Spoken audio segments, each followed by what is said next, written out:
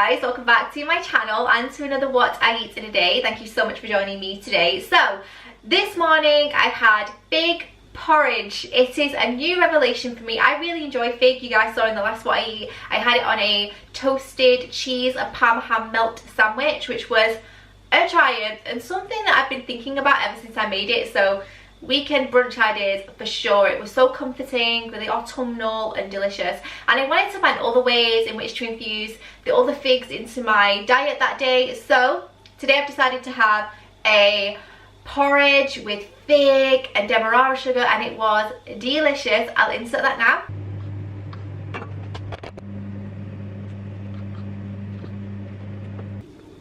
I've made my porridge as I normally like it, and I'm going to scatter on these beautiful discs of purple, red, orange and yellow, and they just look, I mean, it's autumn in a bowl, isn't it?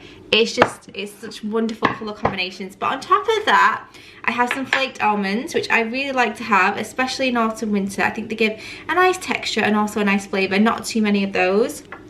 And then instead of my beloved Biscoff, I'm going to have a generous sprinkling of demerara sugar, again to add texture but to also give a nice caramelly flavour to the porridge. And that is pretty much it, guys. A beautiful bowl of autumnal porridge with fig, almonds and demerara sugar.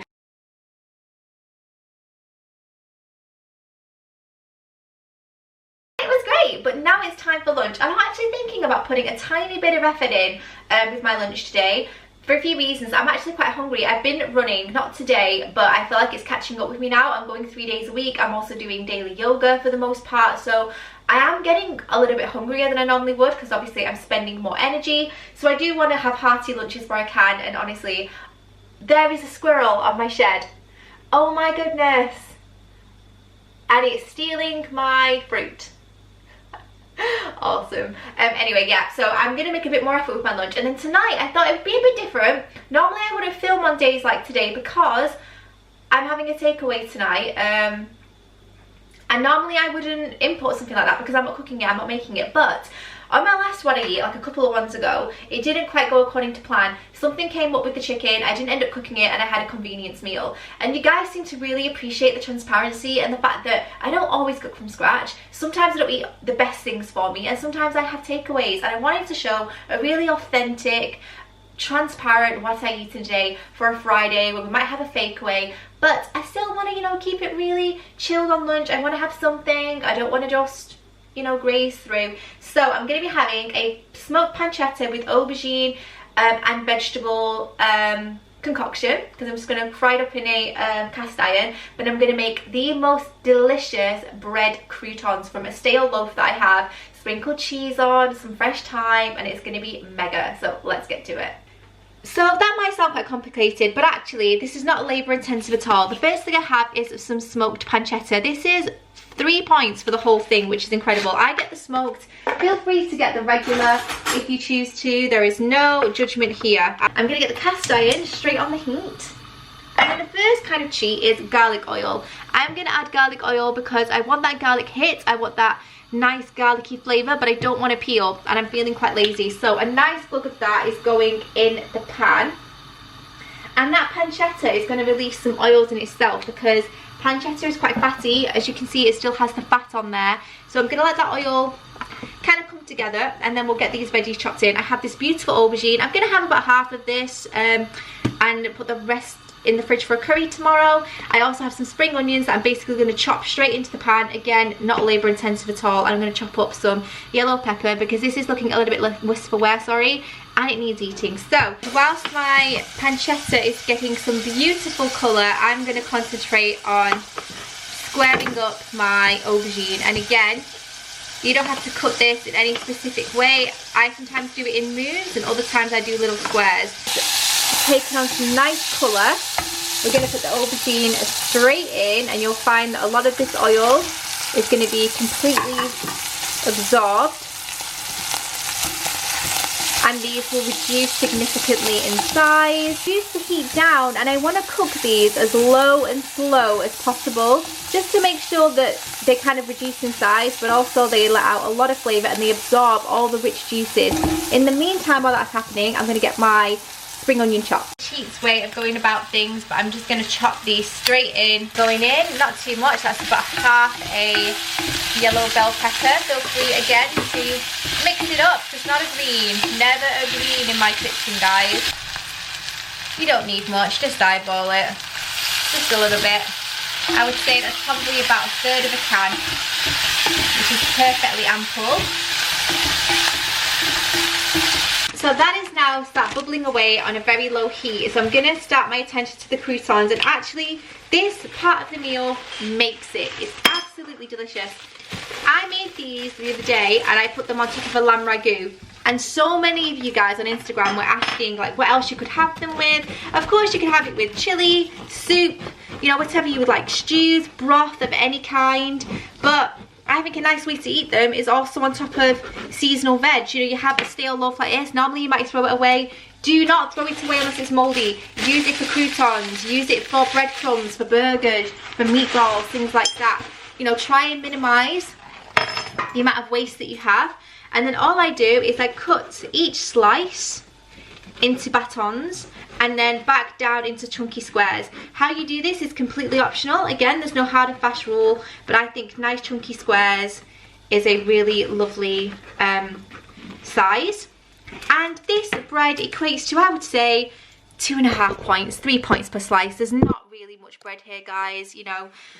So don't be reluctant to have something like this, but the flavour that this gives, the texture, is just wonderful. So you want cubes about this size. They make really fantastic croutons, nice and crunchy, but also again absorbing oil, absorbing colour, and taking on a delicious golden shade. It just, honestly, it might sound ridiculous, guys, but I live for aesthetics like this. I live for the simple pleasures, and croutons is one of life's pleasures where it's so simple but delicious.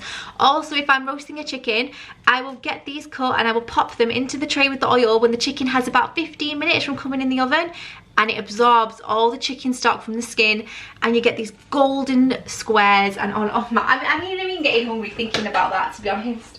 But what I'm going to do is I'm going to get myself a different pan, and again about a teaspoon of garlic oil. You can use regular olive oil if you would like to, if garlic's not your jam, but I love garlic. But you do want to use a different pan, so get that on the heat.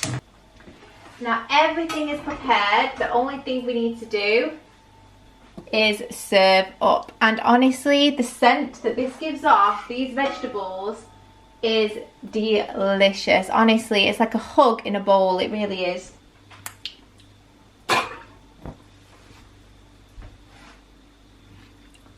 And then on top, those golden drenched garlic squares that just are quite fluffy on the inside, but on the outside they have a gorgeous crunch to them.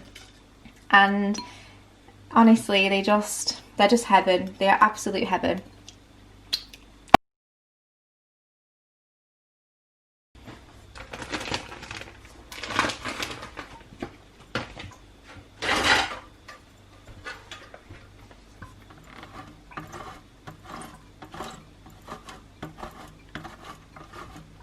And I would say it's probably about 2 points of cheese here. And all I'm going to do now is pop this bowl into the microwave for literally about 20 seconds and let it just slightly melt. And there we have it, guys. How delicious, how filling and rich in both texture and flavour. I cannot wait to eat this. I'm going to put the point value in the description box down below because I didn't really keep track of it. But it's not high, especially for a nice comforting bowl like this.